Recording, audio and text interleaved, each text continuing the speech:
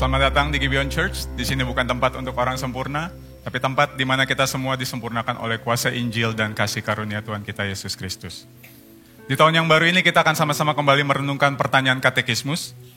Katekismus yang kita renungkan ini merupakan ringkasan singkat dari ajaran Alkitab mengenai kebenaran spesifik tentang Allah, karakternya, penebusan kita, sampai bagaimana kita harus menjalani kehidupan di dunia ini.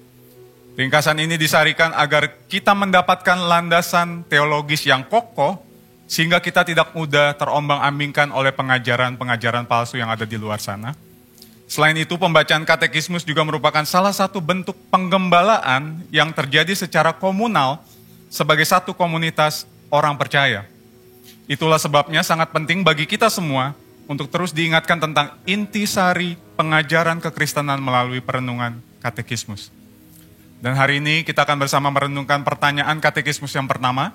Seperti biasa saya akan membacakan pertanyaannya dan nanti kita membaca bersama untuk jawabannya. Pertanyaannya, apakah satu-satunya penghiburan kita dalam kehidupan dan kematian? Bahwa kita bukanlah milik kita sendiri, tetapi tubuh dan jiwa baik dalam hidup maupun mati ialah milik Allah dan Juru Selamat kita Yesus Kristus. Dia telah membayar penuh semua dosa kita dengan darahnya yang berharga dan menjaga kita sedemikian rupa sehingga tidak ada selai rambut pun dari kepala kita yang bisa jatuh tanpa kehendak Bapa kita yang di surga. Kita baca bersama di dalam Roma 14 ayat yang ke-7 dan ke-8. Sebab tidak ada seorang pun di antara kita yang hidup untuk dirinya sendiri dan tidak ada seorang pun yang mati untuk dirinya sendiri. Sebab jika kita hidup untuk Tuhan. Dan jika kita mati untuk Tuhan. Jadi baik hidup atau mati, kita adalah milik Tuhan. Silakan duduk. Saudara, hal apa di dalam hidup ini yang kira-kira yang dapat membuat jiwa kita merasa tenang dan bahagia?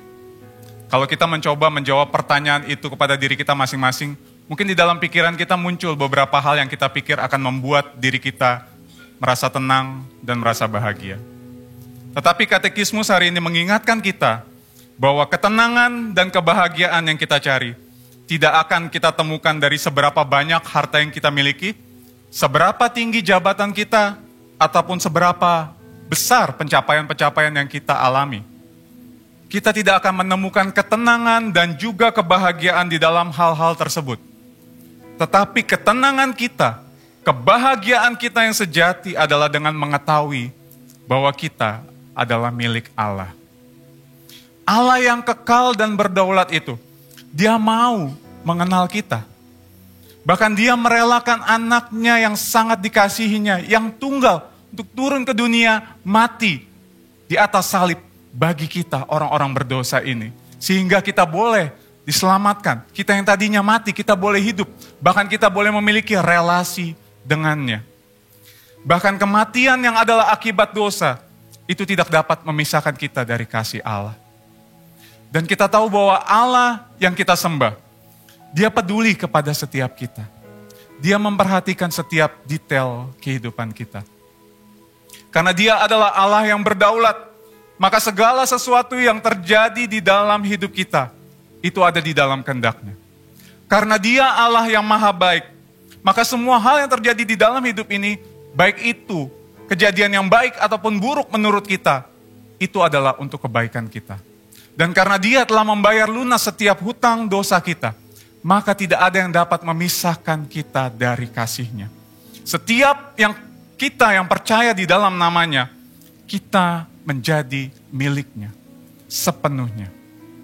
Bukankah kebenaran ini jauh lebih menenangkan dibandingkan ketika kita meletakkan ketenangan ataupun kebahagiaan kita kepada pekerjaan kita, kepada jabatan kita, atau kepada seberapa besar rupiah yang ada di rekening kita?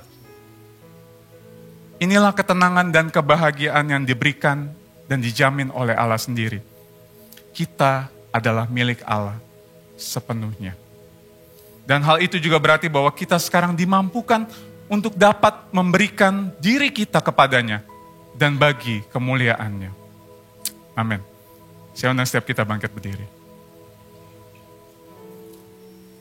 Saudara, saat ini saya memberikan kesempatan kepada setiap kita untuk datang di dalam doa pertobatan secara pribadi.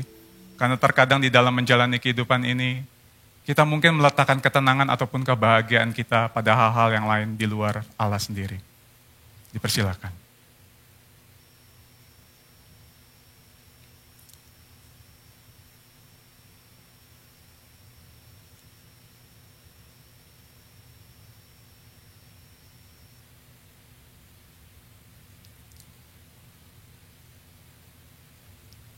Kami mengucap syukur ya Tuhan. Terima kasih untuk kasih-Mu yang begitu ajaib dan begitu mulia ya Tuhan.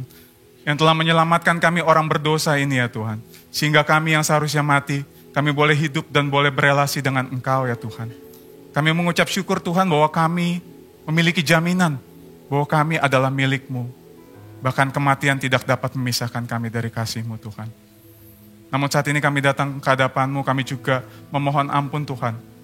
Sekiranya di dalam menjalani kehidupan ini, kami terkadang terjatuh. Kami lebih mengharapkan ataupun mengandalkan hal-hal yang lain di luar daripada Engkau sendiri ya Tuhan. Ampuni kami Tuhan. Yang Allah Roh Kudus tolong kami untuk terus dapat berjalan menuju keserupaan dengan pribadi Yesus Kristus. Terima kasih Tuhan. Di dalam nama-Mu Yesus Kristus kami berdoa dan mengucap syukur. Amin.